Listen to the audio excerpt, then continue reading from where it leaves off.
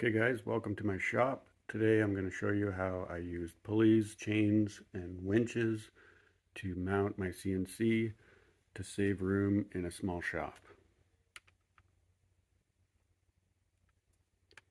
There it is in the up position, and I'll show you how I bring it down.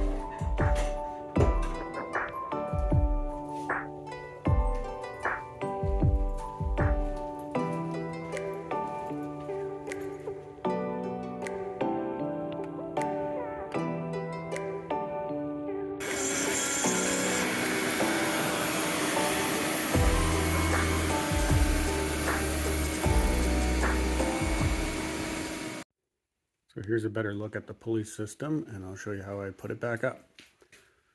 So the four corners go up to these pulleys, and to some center pulleys, a little turnbuckle here, and then the blue rope was originally the crank, and then I decided to add on the electric winch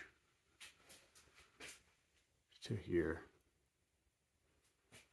I don't 100% trust the electric winch, so I decided to keep the crank still on as a backup. So I bring it up a little bit and then take the slack out of the hand crank, and I'll show you that.